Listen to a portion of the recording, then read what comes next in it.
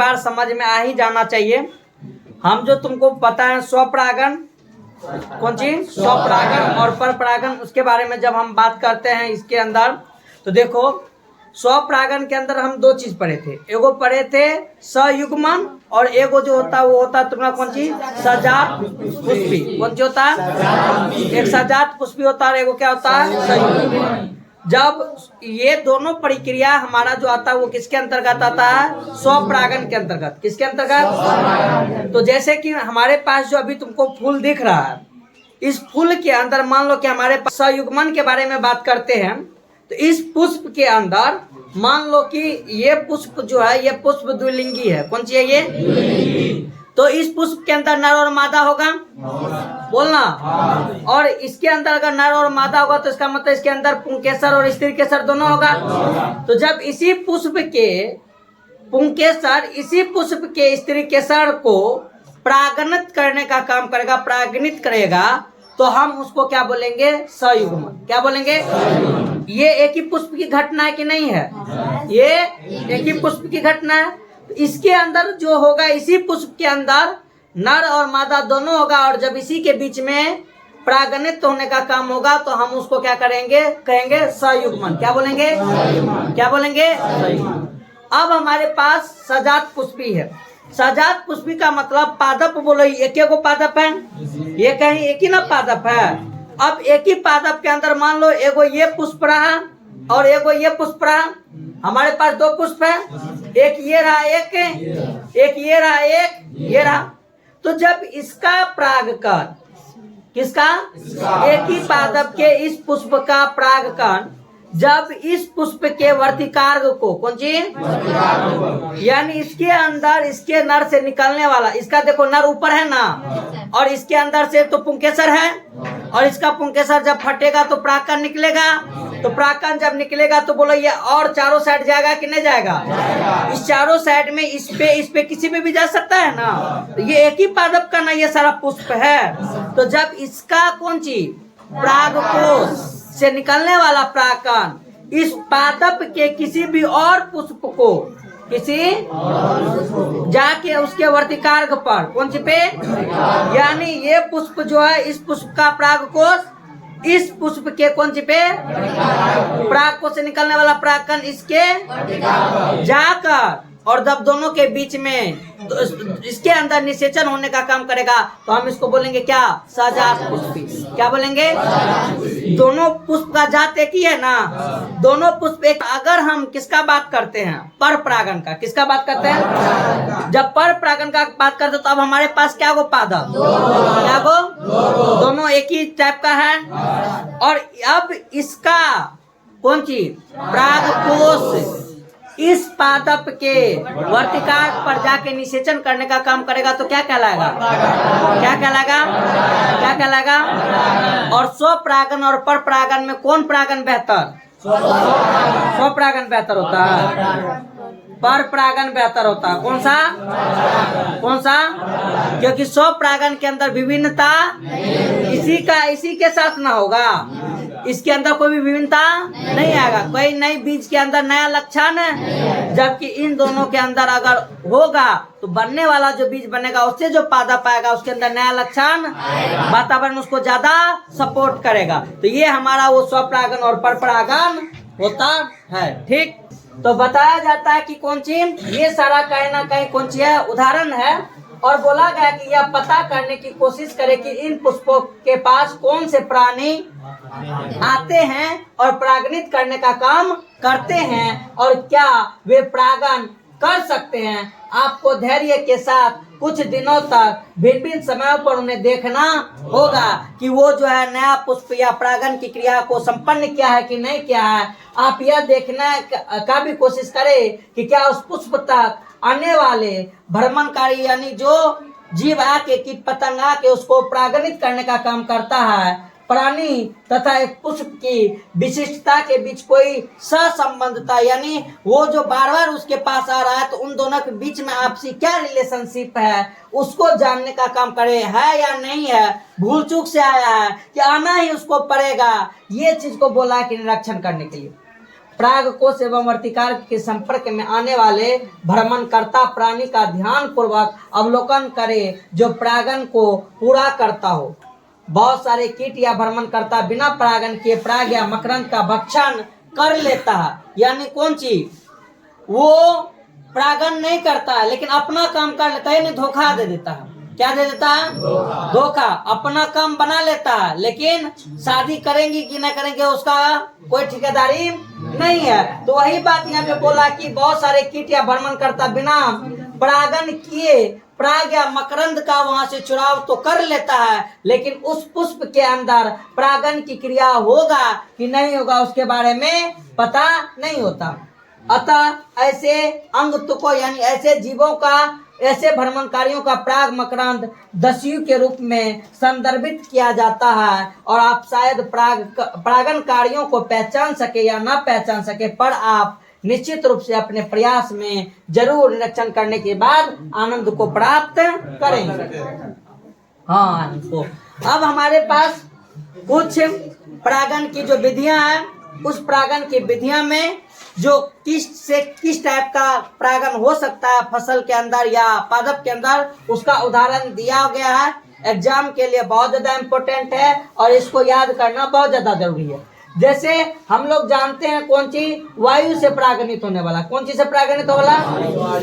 जब हमारे पास यहाँ पर वायु से परागन की क्रिया किस किस के अंदर होता है, तो जितने भी तुम्हारे पास कौन सी फसली पौधा, कौन पौधा, फसल वाला जितना पौधा होता है जैसे गेहूं, मक्का, धान, ये सब जिसके अंदर परागन की क्रियाएं होती है, उस सभी के अंदर कैसा परागन, ज्वारा के अंदर, ज्वार जानता है ना कैसा, वायु परागन। बाजरा, मक्का, गन्ना, पपीता, बांस, उदाहरण याद करना ये वाला, बांस, खजूर और जिम्नोस्पर्म और घास, ये सब इम्पोर्टेंट उदाहरण है, एग्जाम में पूछा जाता है। ये सारा का सारा किसके द्वारा परागन करता है, वो दिक्कत, इसको याद रखना है। फिर जल के द्वारा अगर परागन का बात करते हैं तो हमारे पास जो उदाहरण है वो है वल्सेनेरिया, जोस्ट्रा, हाइड्रिला, वाटर लिली और वाटर हेनिसियंट।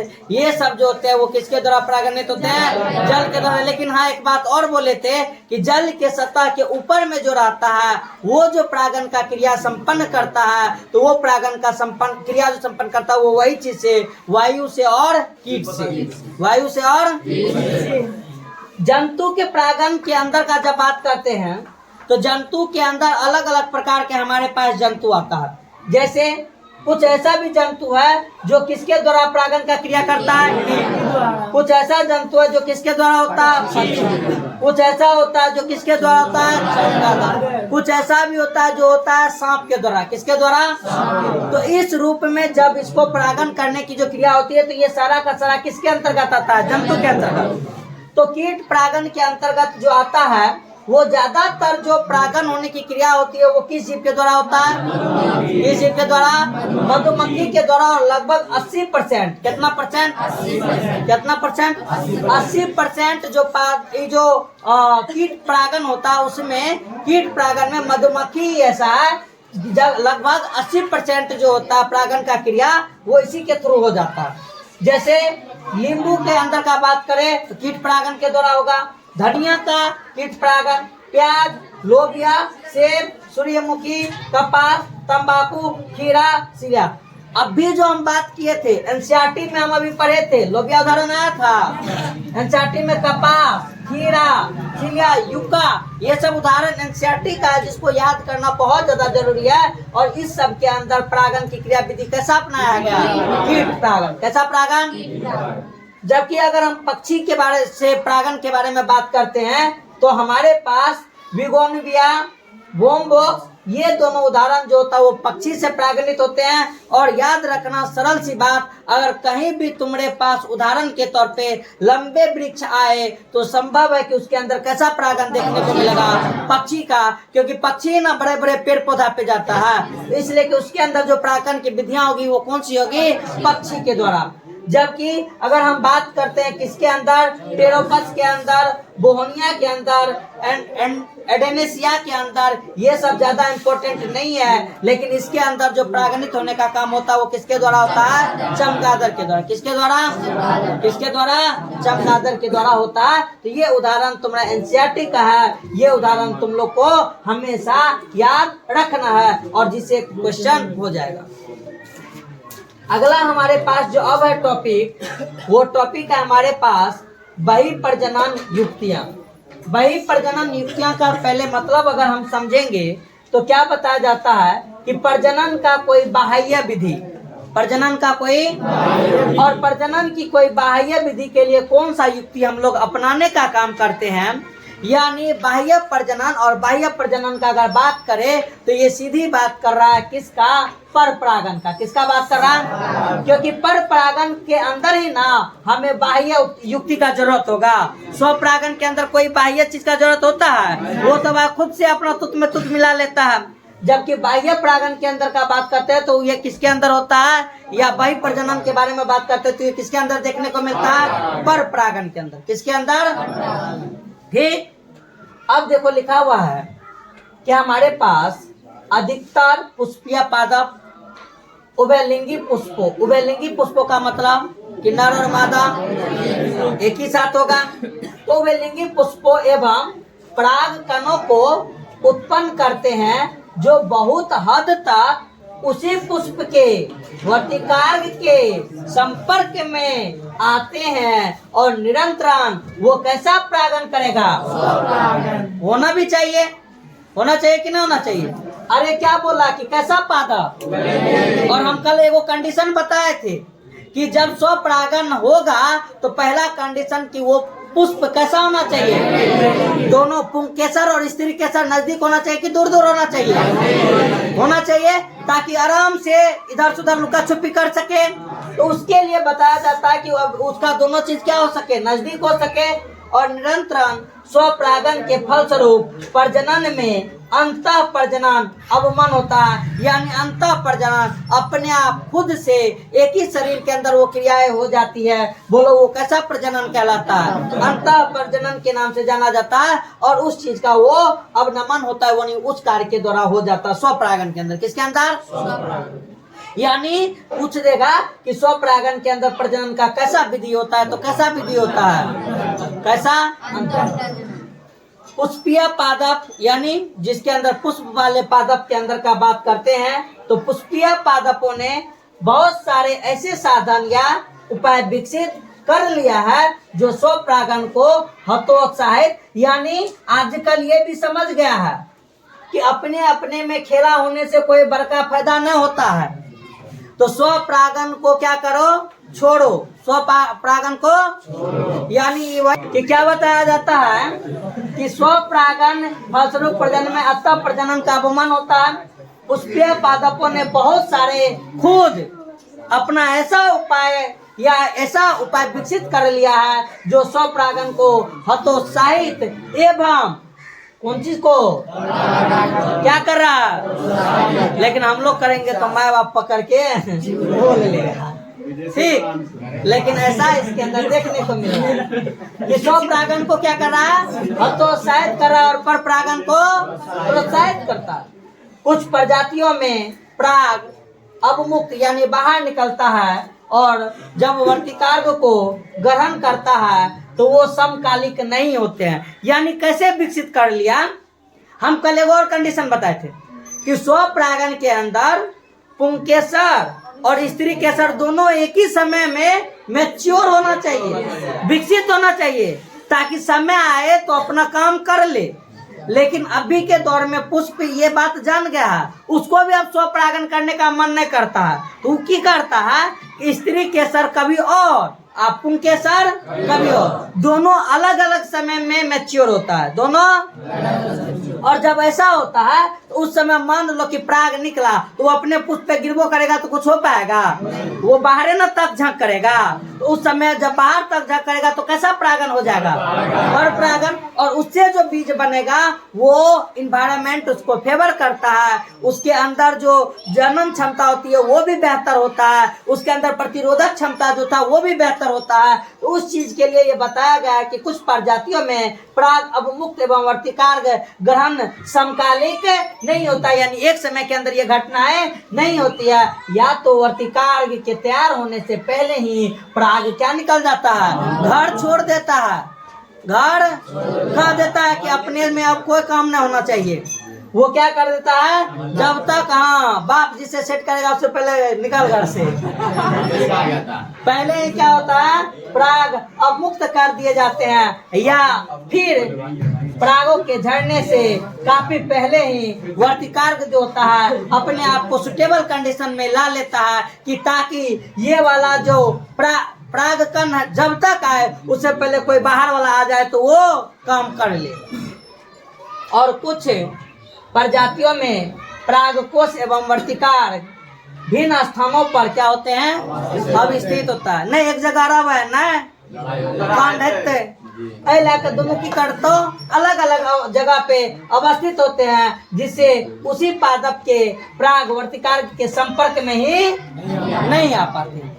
यानी खुद पुष्प इस सब चीज को विकसित कर रहा है, खुद इस पुष्प इस सब चीज को, ताकि उसके अंदर स्वपरागन, क्योंकि स्वपरागन खुद ये जो हमारा पर्यावरण है, हमारा आस पड़ोस है, वो फेवर नहीं कर रहा है, वो फेवर इसलिए कैसा हो रहा है। और दोनों ही युक्तियां में सयुग्मन को क्या करती है, दोनों एक समय में होता तब ना सयुग्मन होता, बोलना तब ना स्वपरागन का कंडीशन होता। और जब दोनों अलग अलग टाइम पे होगा, अलग अलग जगह रहेगा, तो बोलो ये चीज रुकेगा कि नहीं रुकेगा। अंतः प्रजनन रोकने का तीसरा साधन स्व असामंजस्य है। सामंजस्य का मतलब सब कुछ ठीक ठाक, असमंजस्य का मतलब अपने में नहीं बन रहा है, अपने में एगो बोला हम उधर तो बोला हम उधर। तो क्या बोला कि तीसरा जो साधन है ये स्वपरागन को रोकने का, वो क्या है, स्व असमंजस्य है। यह एक वंशानुगत प्रकर्म है तथा यह भी स्वपरागन को रोकने का क्या है, एक उपाय है। यानी स्व असमंजस्य के कारण भी स्वपरागन को रोकने की विधि होती है। कहते हैं कि उसी पुष्प या उसी पादप के अन्य पुष्प से जहाँ बीजांड के निषेचन को पराग अंकुरन या स्त्री केसर में पराग नलिका वृद्धि को क्या करता है, रोका जाता है। यानी कहने का मतलब निषेचन तो हो जाता है ये, लेकिन निषेचन की बाद की जो घटना है किसकी, चाहे वो बीजांड के अंदर जाके निषेचन हो, चाहे वो वर्तिकार्ग पे पराग आया तो पराग नलिका का निर्माण करेगा, तो वो चीज में क्या करता है, वो रोकने का काम करता है। और स्वपरागन को रोकने के लिए एक अन्य साधन है, एक लिंगीय पुष्पों का उत्पादन। कौन सी, कि जब पुष्प कैसा होगा, दोनों अलग अलग होगा तो उससे भी स्वपरागन क्या होगा, रुकेगा। एक लिंगी का मतलब नर अलग मादा, तो दोनों अलग अलग होगा ना। अब जब दोनों अलग अलग होगा उस दौरान भी मेरा बोलो स्वपरागन रुकेगा कि नहीं रुकेगा। तो ये चौथा विधि होता है जिसके लिए स्वपरागन को रोकने का काम होता है। एक लिंगी पुष्प का उत्पादन होता है, अगर एक ही पौधे पर नर और मादा दोनों ही पुष्प उपलब्ध हो, जैसे क्या बोल रहा है कि एक ही पादप पे नर और मादा, एक ही पौधे पर एक ही नर और मादा दोनों ही पुष्प उपलब्ध हो, यानी पादप एक गो है लेकिन एक जगह पे नर अलग है और दोनों अलग अलग जगह पे है। उसी पादप के अंदर दो पुष्प है, एक नर वाला पुष्प यहाँ पे और मादा वाला पुष्प है, तो दोनों अलग अलग है ना। जैसे उदाहरण के तौर पे क्या, अरन मक्का जो उभय लिंगी रही है, यानी उसके अंदर दोनों होता है, यह स्वपरागन को क्या करता है, रोकता है, यानी पर परागन को अपनाता है, ना कि ये सजात पुष्पी परागन को। याद रखना, हाँ बहुत भयानक लाइन है। कि बोला कि नर अलग मादा अलग, ठीक, लेकिन पादप एक ही है, लेकिन इसके अंदर यहाँ पे नर और यहाँ पर कौन सी मादा। तो तू एगो बात बता, क्या इसके अंदर सयुग्मन का कंडीशन होगा? लेकिन सजात पुष्पी सयुग्मन यहाँ पर नहीं होगा, सयुग्मन यहाँ पर। लेकिन इसके अंदर अगर बात किया जाए तो बोलो ये सजात पुष्पी है कि नहीं है? बोलना रे, दोनों एक ही पादप के अंदर है ना। तो इस विधि के द्वारा भी बताया जाता है कि कार्य क्रियात्मक रूप से, किस रूप से हम स्वपरागन को रोकने का काम करते हैं। बोलो यहाँ तक समझने में किसी को कोनो दिक्कत? ओ वहां पे एक वर्ड था, भूल गए। आगे देखो क्या लिखा हुआ है कि अन्य बहुत सारी प्रजाति जैसे पपीता में नर एवं मादा पुष्प भिन्न पादपों पे होते हैं, यानी अलग अलग पादप पे होता है, नर अलग मादा अलग। अर्थात प्रत्येक पादप या तो मादा या तो नर होते हैं, और ये पादप क्या कहलाते हैं? यह परिस्थिति स्वपरागन तथा सजात पुष्पी परागन दोनों को क्या करेगा? और इस टाइप के पादप के अंदर किस टाइप का परागन होगा? कैसा होगा? पर परागन, क्योंकि दोनों अलग अलग है ना, तो कैसा परागन? कैसा? बात समझ में आया? आगे देखो लिखा हुआ है, अब है प्राग स्त्री केसर स आकर्षण। क्या है? तुम्हारा सवाल का जवाब अब है कि वो प्राग और स्त्री केसर के बीच में आकर्षण कैसे होता है। दूल्हा बाबू पत्नी कन्या के घर आ गया है, लेकिन वो दोनों के बीच में अब सब बढ़िया रहेगा, दोनों एक दूसरे को पसंद करेगा। जैसा वो पत्नी उस पति को खोजना चाह रहा था वैसा ही मिला कि अलग मिला, ये सारा चीज अभी देखने को मिलेगा। क्योंकि जब ये काम हुआ था तो उस समय ये वायु के द्वारा या जल के द्वारा या प्राणी के द्वारा किसी भी चीज के द्वारा जब हो रहा था तो परागकण ये चीज सुनिश्चित नहीं कर रहा था कि वो पराग किस पादप से आया है, बशर्ते हवा के साथ उस वर्तिकार्य पे उतर गया, अब पानी के साथ उस वर्तिकार्य पे आ गया, किसी भी कीट पतंग के थ्रू उस वर्तिकार्य पे आ गया, लेकिन उस परागकण का कोई पहचान है नहीं है, और ऐसे में तो काम खराब हो सकता है। इस चीज के लिए यहाँ पर एक परस्परिक क्रियाएं होती है। ये परस्परिक क्रियाएं प्राग स्त्री केसर स आकर्षण कहलाता है। और क्या बताया गया है कि परागन बिल्कुल सही प्रकार के परागकणों का हस्तांतरण सुनिश्चित नहीं करता है। वो तो एक घटना होती है जो कहीं से किसी पर कहीं भी आ जा सकता है। ठीक उसी प्रजाति का संयोग पराग वर्तिकार्य तक पहुंचे, यानी बोल रहा है कि जो पादप को चाहिए था सेम जाति के अगर कंडीशन का है तो ठीक है, लेकिन प्राय गलत प्रकार के पराग भी उसी वर्तिकार्य पर आ पड़ते हैं, जिसमें ये या तो उसी पादप से होता है या फिर अन्य पादप से। यदि वो स्वपरागन के अयोग्य है तब तो वो उसी पादप का होगा और वो काम हो जाएगा।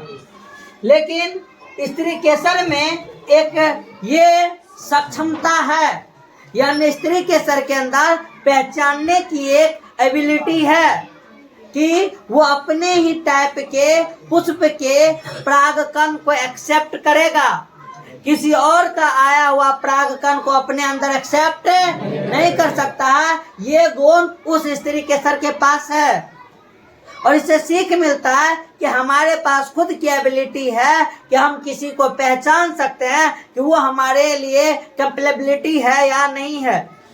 और बोला गया कि ये सक्षमता होती है कि वो पराग को पहचान सके कि वो उसी वर्ग के सही प्रकार का पराग जिससे कि वो सुयोग हो, तो या फिर गलत प्रकार का जिससे कि वो क्या हो जाएगा, अयोग। यानी सेम टाइप का होगा तो उन दोनों के बीच में क्या होगा, यानी वो परागकण जो वर्तिकार्य पे आया तो वर्तिकार्य बोलेगा तुम एक्सेप्टेबल हो, और अगर अपना नहीं है तो बोल देगा तुम रिजेक्टेबल हो।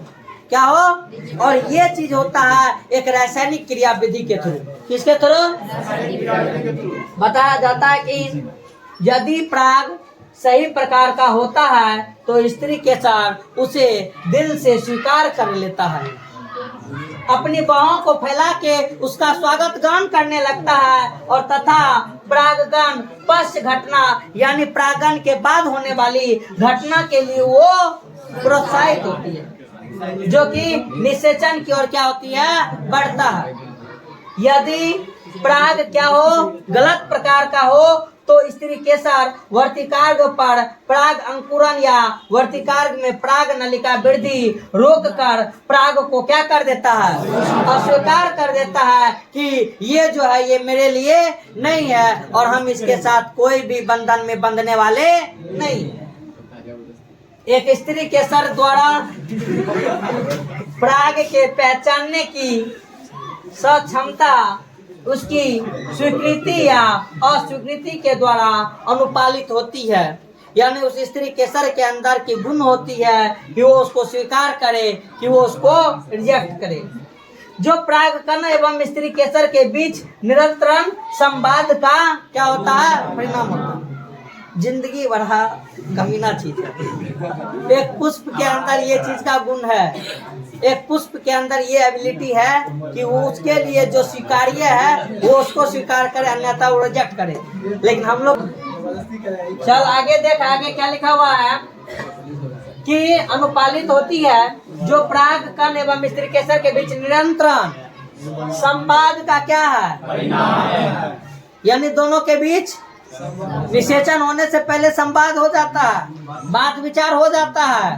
और बोला गया कि इस संवाद का मध्यस्था स्त्री केसर तथा प्राग के बीच रासायनिक घटकों के सह-आकर्षण के द्वारा होता है, यानी वो दोनों के बीच में जो संवाद होता है वो किस क्रिया के द्वारा, किसके द्वारा, यानी वहाँ पे रासायनिक क्रिया विधि अपनाई जाती है। मुंह तो है नहीं बोल के, आँख तो है नहीं कि देख के, ऐसा नहीं होता, बहुत सूक्ष्म चीज है और उसके अंदर कुछ रासायनिक क्रिया निकलता है, इससे भी निकलेगा उससे भी निकलेगा और दोनों का रिएक्शन, दोनों का रासायनिक क्रिया जब दोनों को संतुष्ट कर देता है तो उस दौरान बताया जाता है कि उन दोनों के बीच में क्या हो जाता है, आकर्षण होता है। और अभी हाल ही में कुछ वनस्पति वैज्ञानिकों ने स्त्री केसर एवं प्राग के घटकों को पहचाना है कि आखिर ऐसा कौन सा वहाँ पे केमिकल रिएक्शन होता है जो कि इस चीज के लिए, इसको करने के लिए आकर्षित करता तथा उनके बीच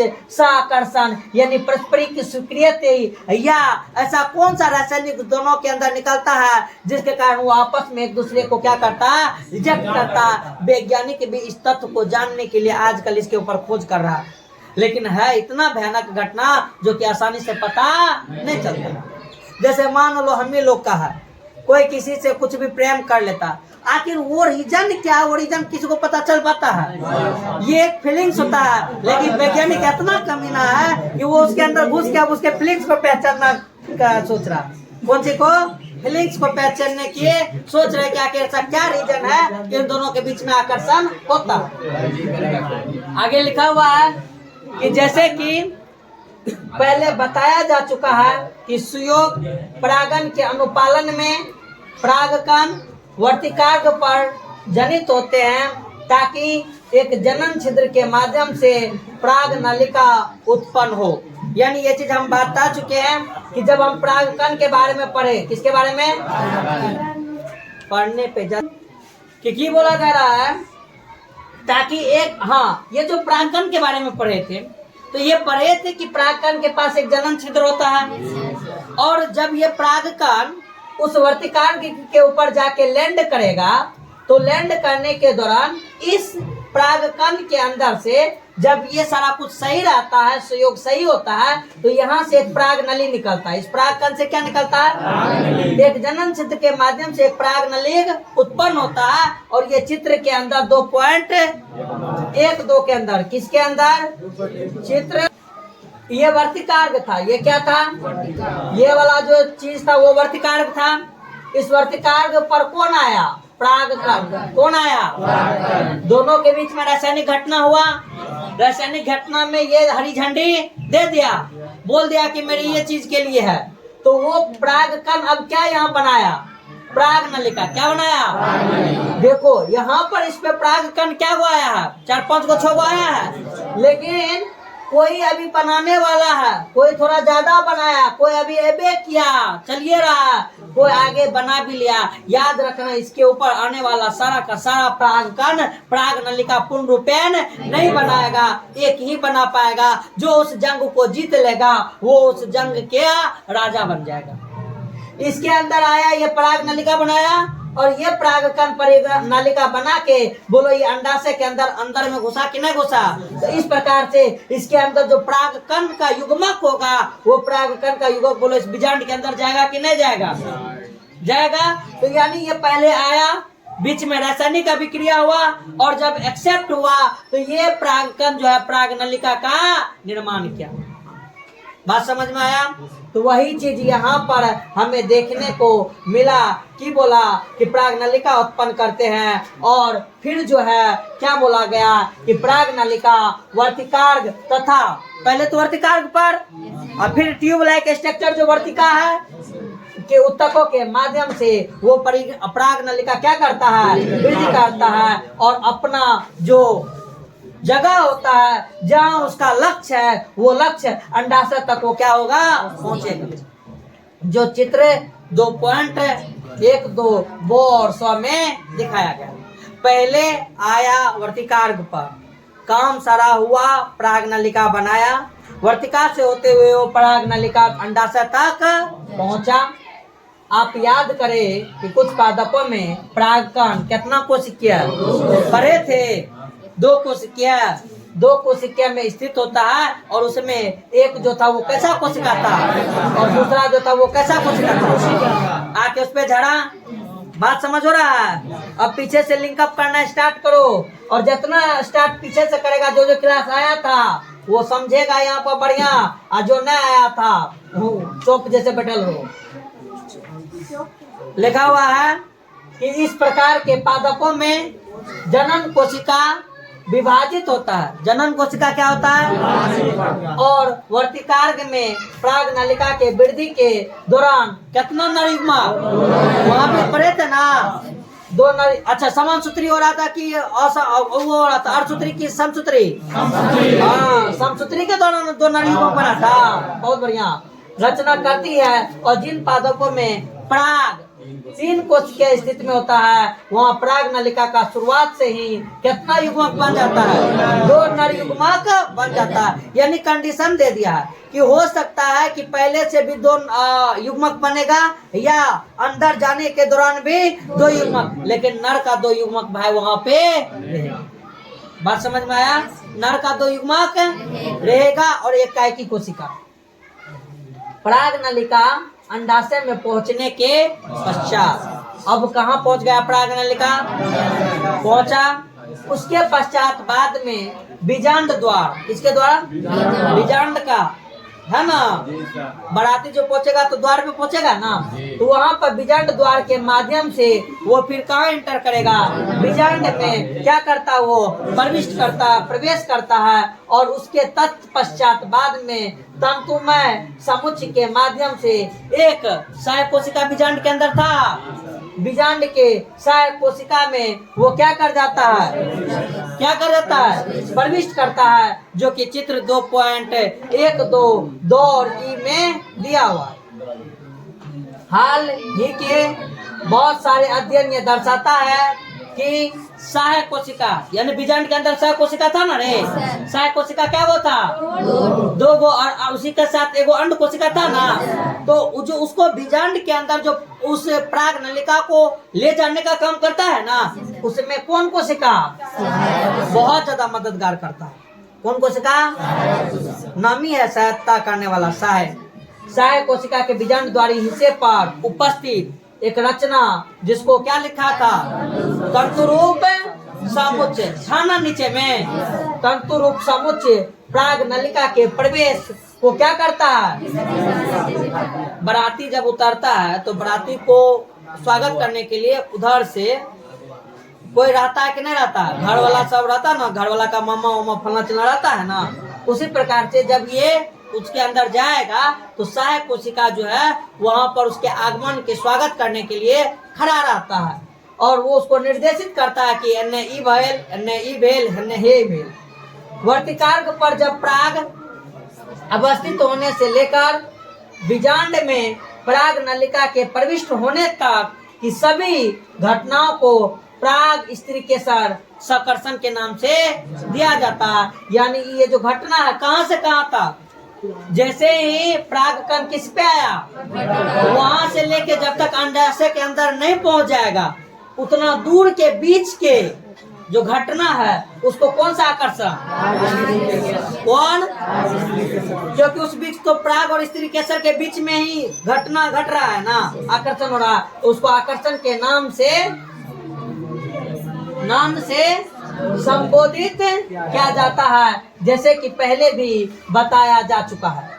पराग स्त्री केसर साकर्षण एक गतिक प्रक्रम है। कौन सा, यानी कहने का मतलब दोनों के अंदर, एक के अंदर दोनों गति कर रहा है कि नहीं कर रहा है, यानी उसके अंदर मूवमेंट देखने का काम हो रहा है ना रे। पराग कण जो है वो मूवमेंट कर रहा है ना, तो एक गतिक प्रक्रम है जिसमें पराग पहचान के साथ पराग को प्रोन्नत या अवनीत यानी फेवर करवाया जा सकता है या अनएक्सेप्टेबल करवाया जा सकता है, दोनों का अनुपालन सम्मिलित है। इस क्षेत्र के बारे में ज्ञान प्राप्त करने से पादप के प्रजनकों का पराग स्त्री केसर साकर्षण के हेर फेर में यहाँ तक कि अयोग परागण से आक्षेपित संकरण जाति प्राप्त करने में क्या होती है, मदद प्राप्त होगी। यहाँ तक ही आज जिसको जो पूछना है पूछो।